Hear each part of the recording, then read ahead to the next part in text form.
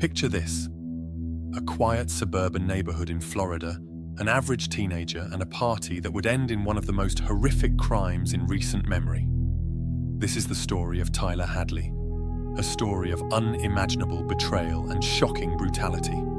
Stay with us as we delve into the dark mind of a killer. Port St. Lucie, Florida, a community like any other, where neighbors greet each other with smiles, and the biggest concern might be a stray dog or an overgrown lawn. But on July 16th, 2011, this peaceful facade was shattered forever. Tyler Hadley, a 17-year-old with a troubled past, seemed like any other teenager. But beneath the surface, a storm was brewing. Struggling with depression and substance abuse, Tyler felt increasingly isolated and desperate. Yet no one could have predicted the horror that was about to unfold. To understand the full extent of this tragedy, we need to delve deeper into Tyler's background. Born to a nurse and an engineer, Tyler's early years were marked by normalcy. But as he entered adolescence, his behavior began to change. Friends and family noticed a shift. He became more withdrawn, more prone to angry outbursts. Tyler's struggles with mental health became more apparent. He was diagnosed with depression and was prescribed medication. However, like many teenagers, Tyler didn't always take his treatment seriously. He began experimenting with drugs and alcohol, further complicating his mental state. Tyler's teachers and classmates noticed his erratic behavior, but the full extent of his troubles remained hidden. In the months leading up to the fateful night, his behavior became increasingly alarming. Despite these warning signs, the true depth of his turmoil remained concealed until it was too late. As Tyler's mental state deteriorated, he began planning something unthinkable. What drove him to this point? Was it the untreated mental illness, the influence of drugs and alcohol, or something deeper, more sinister? The answer may never be fully understood, but the outcome was nothing short of devastating. On the night of July 16th, Tyler did something that would forever change the lives of those around him. But before we get to that, let's take a closer look at the events leading up to this tragic moment. Tyler's parents, Blake and Mary Jo Hadley, were well-respected members of the community. They loved their son and did their best to support him through his struggles. But as Tyler's behavior became more erratic, their concern grew. They sought help, but it was clear that Tyler was on a dangerous path. In the days leading up to the event, Tyler's demeanor was unusually calm. He told friends about a party he was planning to throw, promising it would be the best one yet. Little did they know, this party would be like no other. On the day of the party, Tyler took a hammer, a tool meant for building and repairing, and turned it into a weapon of destruction. The details of what happened next are hard to comprehend, but it was a scene of unimaginable horror. A hammer, a trusted household tool, transformed into a weapon of unimaginable horror. Tyler attacked his parents in the very home they had lovingly built, striking them repeatedly until they were no longer recognizable. But the story doesn't end there. What Tyler did next is what makes this case truly haunting. Instead of fleeing or showing any remorse, Tyler decided to go through with the party. A party with his parents' bodies still in the house. Yes, you heard that right. Tyler invited dozens of friends using social media to spread the word. As the night wore on, the Hadley home filled with teenagers, completely unaware of the gruesome secret hidden in a locked bedroom. The house was filled with laughter, music, and the smell of alcohol. But just beyond the party lights, a sinister truth lay hidden. Tyler's behavior during the party was erratic. He seemed overly eager to impress his peers, going to great lengths to ensure a large turnout. It's as if he needed the chaos around him to mask the horror he had unleashed. But Tyler couldn't keep his dark secret to himself. In a moment of twisted confidence, he revealed the truth to a close friend. Initially, it sounded like a sick joke, unbelievable even.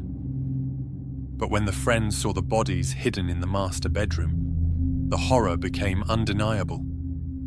Overwhelmed and terrified, the friend left the party and contacted the police. When authorities arrived, they found Tyler in a dazed state, still hosting the party as if nothing had happened. The contrast between his calm demeanor and the violence he had committed was chilling. The investigation revealed the extent of Tyler's planning and the cold-blooded nature of his actions.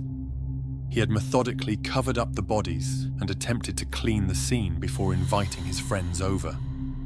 The evidence left no doubt. This was a calculated, premeditated act. Tyler Hadley's trial captivated the nation.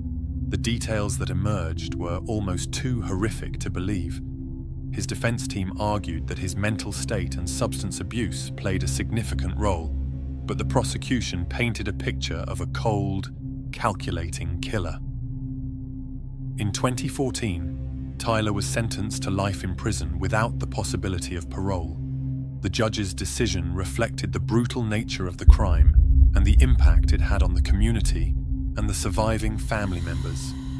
Psychologists who studied the case pointed to several factors that might have contributed to Tyler's descent into violence. The pressures of adolescence, combined with untreated mental health issues and substance abuse, created a volatile mix. Adolescence is a critical period for mental health. The brain is still developing, and the pressures of social acceptance, academic expectations, and personal identity can be overwhelming. When you add untreated mental illness and substance abuse to the equation, it can lead to catastrophic outcomes. But was there something more sinister at play? Some experts believe that Tyler's actions were driven by a deep-seated need for attention and validation, a need that led him to commit an unthinkable act. The night of the party, Tyler's behavior was erratic. He seemed overly eager to impress his peers, going to great lengths to ensure a large turnout. It's as if he needed the chaos around him to mask the horror he had unleashed.